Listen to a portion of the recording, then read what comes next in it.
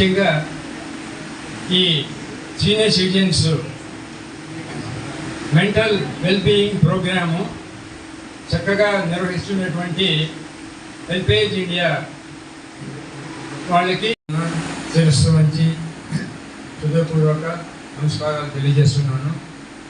ఈ కార్యక్రమం ఈరోజు హెల్పేజ్ ఇండియా వారు ఈ ఆంధ్ర తెలంగాణ 2 స్టేట్స్కి సంబంధించినటువంటి వారు మిస్టర్ రమేష్ గారు మరియు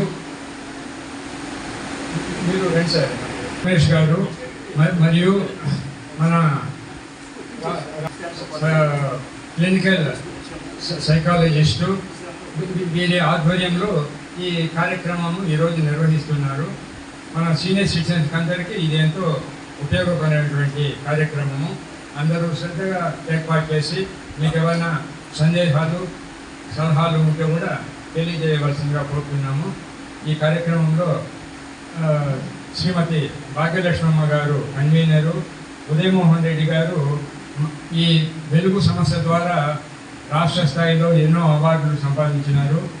ఈ మధ్యలో ఢిల్లీలో కూడా యోగా వీక్లో జాతీయ స్థాయిలో కూడా వీళ్ళకి అవార్డు వచ్చింది. మాకు సీనియర్ సిటిజన్స్కు వీళ్ళు ఇక్కడ ఒక పెద్ద దిక్కుగా మాకు భాగ్యలక్ష్మమ్మ గారు, మా ఉదయమోహన్ రెడ్డి గారు, మా ప్రెసిడెంట్ అయినటువంటి వీరు రమణరావు గారు, మేము ఎప్పుడు వీళ్ళ సేవలకు ఫిదా అయ్యాము మేము. అందులో భాగ్యలక్ష్మమ్మ గారు జూనియర్ మదర్ చేసేలాగా చాలా ఓపిక్గా యాక్టివిటీస్లో చేసుకుంటూ ఇప్పుడు మనము మానసికంగా ఒక్క అబ్బాయి ఇంట్లో ఉంటే మనం భరించలేకుండా కంటులాడుతుంటే ఇంతమందితో భాగ్యలక్ష్మమ్మ గారు, ఉదయమోహన్ రెడ్డి గారు ఇంతమంది స్టాఫ్ని మెయింటైన్ చేస్తూ క్రమశిక్షణగా చక్కగా నిర్వహిస్తున్నారు. మేము ఏ మీటింగ్లో వెళ్ళినా కూడా వీళ్ళ యాక్టివిటీస్ గురించి చెప్తూ ఉంటాము. వీరికి మా హృదయపూర్వక ధన్యవాదాలు. ఈ కార్యక్రమంలో ఇంకా మన రమేష్ గారిని, మన రాజు గారిని వాళ్ళ కార్యక్రమం నిర్వహించవలసిందిగా కోరుతున్నాను.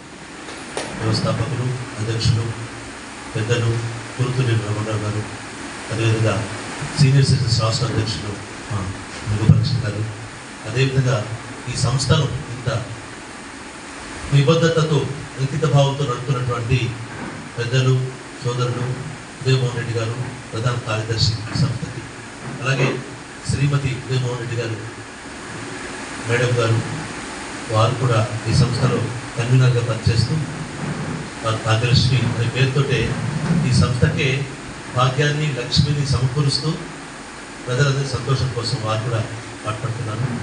అలాగే ఈ సంస్థతో వారి నాయకత్వంలో పనిచేస్తున్నటువంటి ఉద్యోగులు ప్రతి పేరున కూడా స్వీటి గారు కావచ్చు, గీత గారు కావచ్చు, పేరున అందరికీ కూడా మనం ఎంతో రుణపడి ఉన్నాం.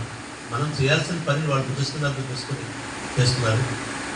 వారికి అదేవిధంగా పెద్దలు తిరుపతిరావు గారు, పిఎస్సి కృష్ణమూర్తి గారు, సీనియర్ సిటిజన్స్ వారంతా కూడా వెన్నెముకగా నిలిచారు.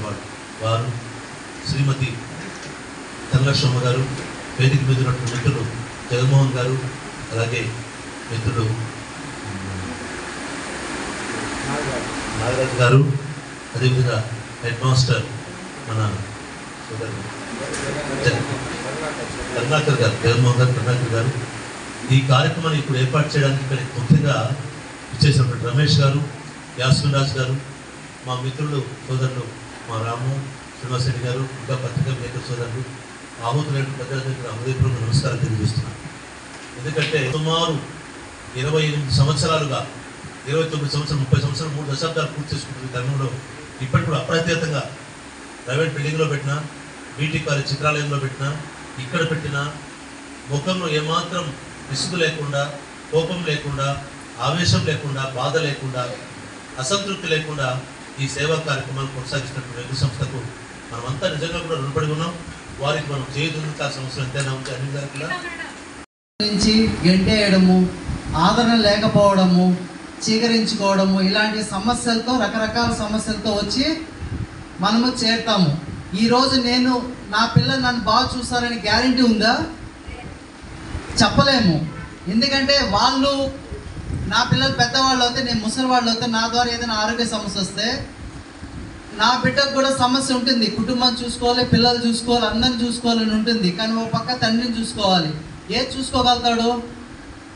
దాన్ని అర్థం చేసుకునే తల్లిదండ్రులు అయితే సమస్య ఉండకూడదు, మనం వాళ్ళకి ప్రశాంతత ఇవ్వాలంటే కొన్ని విషయాలు సర్దుకొని వాళ్ళు గమ్మునైపోతారు. సో మానసిక సమస్యలు అనేది, శారీరక సమస్యలు వస్తే ట్రీట్మెంట్ తీసుకోగలుగుతాము.